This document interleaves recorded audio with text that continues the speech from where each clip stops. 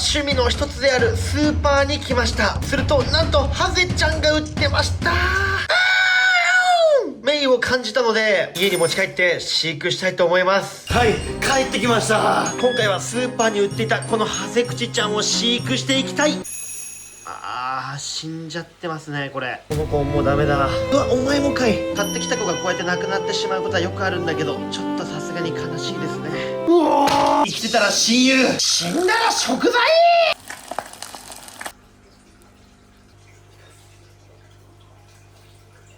うまい。早速生き残りをかけたエアレーションをしていきます。水が濁ってるし、こんな感じで泡立っちゃってますよね。このお水の状態はマジで良くなくて、ハゼの体表の粘液が出ちゃうと水が一気に汚れて、こんな感じでエアレーションしても水の中に酸素が混ざりにくくなって魚がどんどん弱っちゃうんだよね。すぐに新しい海水作ってこの中にぶち込んでいきます。じゃあみんな海水を作っていくぞい。ハゼクチって淡水と海水が混ざる塩分濃度が低い汽水域、そして普通の海でも暮らせる環境適応能力がめっちゃ高い魚なんだけど、今回は塩分濃度を少し下げて海水を作っていく。これさ、人工海水の素なんだけど、ホームセンターやアマゾンに売ってて、こんな感じでバケツにぶち込んで水道水入れてかき混ぜるだけでもう海水できるからね。よし、こんな感じでかき混ぜ終わりましたら、比重計を使って塩分濃度を測っていく。これを入れまして、これで塩分濃度を見ますと 1.017 あたりですよね。これは普段作る海水より塩分濃度が低い半海水みたいな感じで、なんで半海水にするかっていうと、ハゼクチが生息する有明海周りって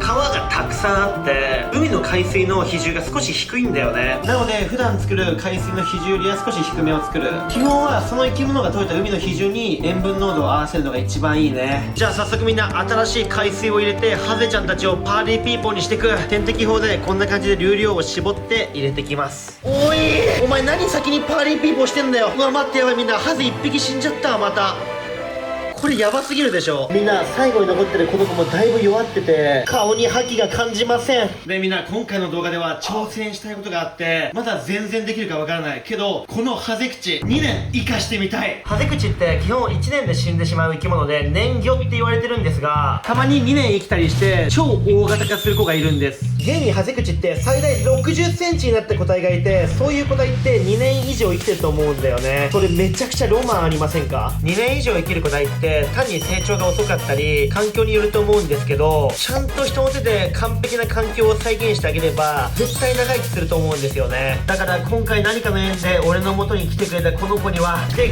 かく、そして幸せに生きてほしい。ハゼちゃん聞いてますか。この子のお水合わせしてる間にこの子のお家作っていきたいと思います。今回使っていく水槽は60×45センチのガラス水槽です。ヤフオクで2000円で競り落としまして、このハゼクチちゃんがどんどんでかくなって場所が足りなくなるようなら、さらにでかい水槽がマジでたくさんありますからね。排水水槽って敷居が高いように感じるけど、45センチ水槽、60センチ水槽とか安い装備でも全然生き物って買えるから、マジでこの動画見てるみんなにもぜひね、海水水槽やってほしくて、過去にいろんな動画出してるからぜひみんな見てみてね。そしてまずこの水槽には砂を入れていきましょう。ハゼクチは内湾の泥が積もった場所や風当てを好むから、こういった砂を入れてあげるとあの子安心するからね。手で慣らしていきます。はい、てな感じで砂敷き終わりました。今回砂をですね、浅く敷いた場所と左側の砂を厚めに敷いて、こんな感じで高低差を出しました。次にこちらホームセンターで買ったこの岩、レイアウトを良くするために入れてきます。いや俺ね、こういうのマジでセンスないから、温かい目で見守ってください。からのこれも入れちゃう流木っぽいオブジェみたいなやつ。これはねプラスチックでできてるんだけど、本物の流木は絶対海水水槽に入れちゃダメ。海水水槽に本物の流木を入れちゃうとお水が酸性に傾くのと黄ばみが出ちゃうんだよね。海水魚とかはお水が酸性に傾くと体調とかを崩しちゃいます。淡水のね熱帯魚水槽だと流木入れたり木の成分とかが溶け出たブラックウォーターとかの方がお魚さんが活性良かったりしますけどね。では早速海水入れていこうと思います。こんな感じでビニール袋とかを敷いて、その上に海水をこぼすとレイアウトがこぼれないで、レイアウトが崩れないで綺麗な景観を保てるといったわけでございますが、はい、って感じでみんな水槽完成しました。ロブタンも気になってめっちゃ見に来てたわ。ヒッピーみんな見てどうよ今回の水槽。ちょっとね干潟っぽくはないんだけど少しアレンジ加えて作ってみました。でね今回の一番の肝はこれ。スイッチオン。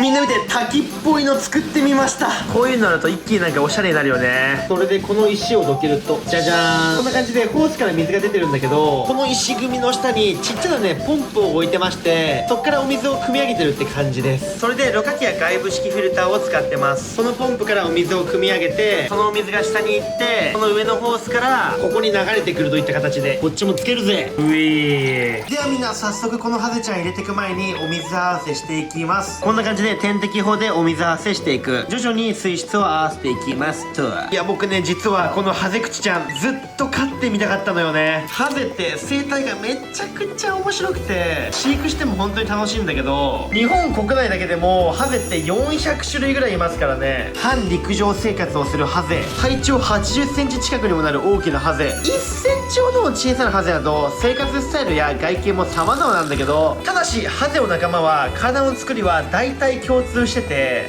例えば腹びれはほとんどの種類で1つの吸盤のようになってて、また背びれは2つあります。ハゼの基本形は大体こんな感じ。その中でもこのハゼクチちゃんは有明海に生息する日本最大のハゼで、ハゼによく似てんだけど、このハゼクチちゃんは成長とともにこのね尾っぽの方がね伸びてくんだよね。ほら尾っぽがすごい長いでしょ。この子がもう卵を持っていた場合、メスって産卵後に絶対死んじゃうからメスの長期飼育は難しいんだけど、もしこの子が交尾していないオスだったらもしかしたら長く飼える可能性がまだあるかもしれません。まあねこの子まだまだちっちゃいから絶対60センチ中のハゼに俺が仕立て上げるぜ。じゃあみんな早速このハゼクチちゃん水槽に入れてくぜ。これおお暴れてる暴れてる。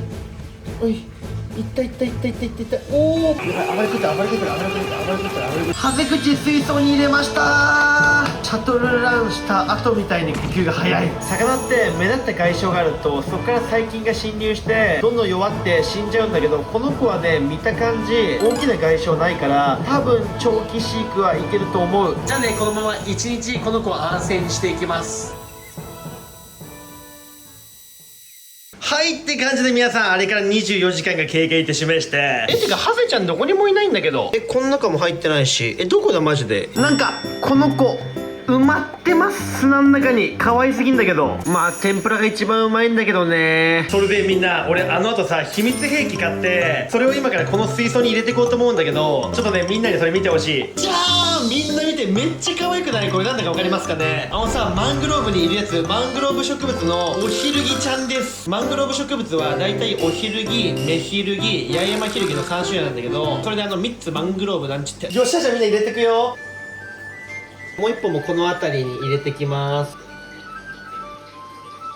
はい、みんな見て、おひるぎちゃん植え終わったんだけど、なんかめちゃくちゃいいなこれ。このねおひるぎちゃんも実は室内でも育てられて、植物育成用のライトをしっかり当ててあげればしっかり育ちます。この子たち暖かい環境を好みますから、しっかり水温も暖かくして保温してあげましょう。では今回ですね、有明海にもたくさん生息する、ぶっちゃけどの干潟にもいるハゼちゃんのお友達連れてきたんで、早速水槽に入れていこうと思います。最初水槽に入れていこうはこちら、ヤマトオサガニちゃんです。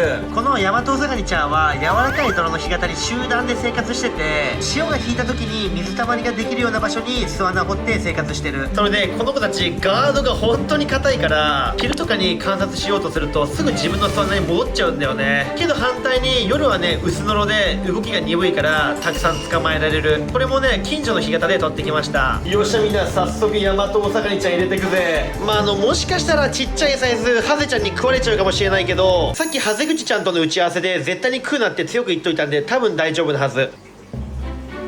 いったいったいったいった。バリ可愛いなこれ。じゃあねまだまだいるんでこの子たち全員入れてきます。おいていってこーい。ほらみんな見て、すごい早速巣穴掘ろうとしてます。けどちょっと砂だから掘れてないね。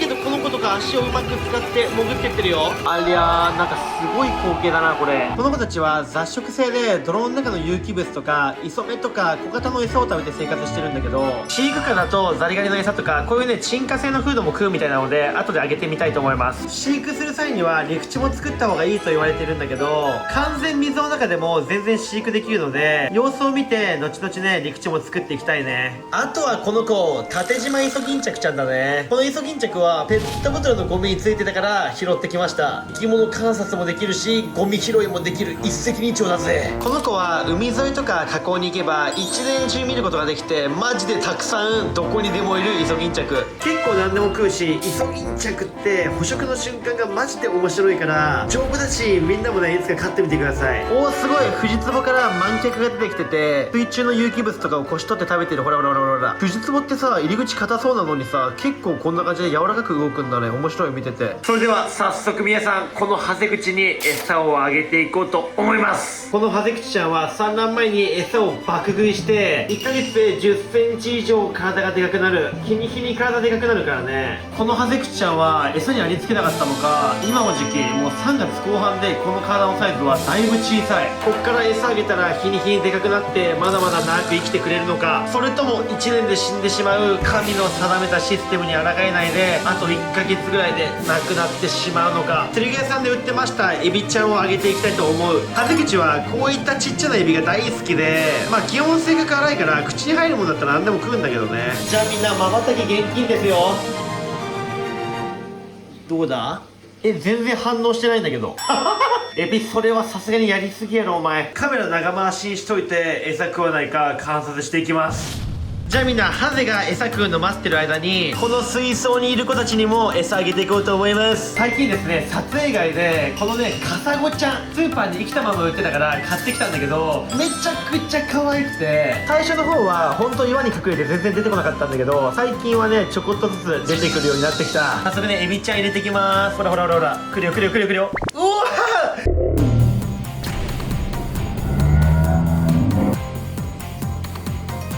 ー、うわ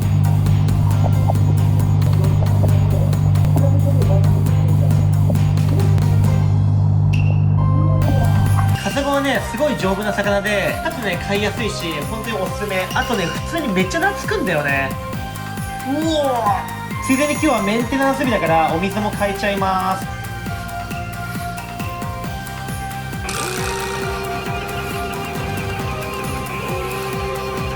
でさ、みんな見て、サンゴ砂の上とか見ても全然糞とか全く落ちてなくてめっちゃ綺麗でしょ。このちっちゃいカニちゃんたちをお掃除用品に入れてるんだけど、この子たちが残飯処理してくれるんだよね。というわけで残飯処理班また入れてきます。これ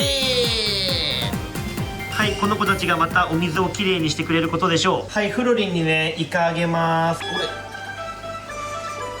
やった。おー、それあんたチュルチュル食ってるけど俺でも食ってない。結構いい餌だからね。見てみんな、タラバガニの顎すごくないこれ。大迫力だ。うおー、なんか一回でもタラバガニに食われたい気持ちもあるけど。お、また餌見つけて食べてます。シンプルに今ふと思ったんだけど、家にタラバガニいるって結構面白いよね。さあ、今宵も始まりました。ハゼ対大量の小エビどもの正義の一戦が始まろうとしてます。ハゼは依然まったりと沈黙を貫いています。おっと、エビが俺を食ってくれと言わんばかりのステップでハゼを誘惑している。前でおお前でおお、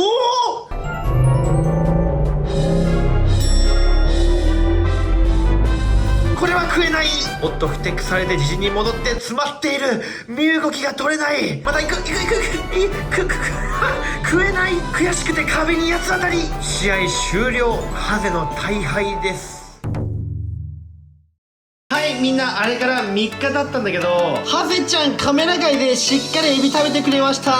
ほらみんな見て、20匹ぐらいエビ入れたんだけど、見た感じエビちゃん12匹ぐらいしかいないんだよね。カメラ外のこの石の裏でエビ食ってるみたいで、あと基本的に今姿見せてくれてるんだけど、ほとんどね石の裏に隠れちゃってるから姿見えないのよ。ハゼちゃん側からしたら心地いいんだろうけど、飼育してる俺からしたらハゼちゃんの姿見えないのはちょっと寂しいなって思いました。観察しづらいからまたレイアウトの方もね変えていきたいと思います。てな感じで今後もこの子のことを大切に飼育してめちゃくちゃでかいハゼに成長させてやろうと思います。今回もこのハゼちゃんのお名前募集してきます。コメント欄にどしどし待ってますからね。あと前回お名前募集したこのウツボちゃん、お名前みんな決まったよ。発表します。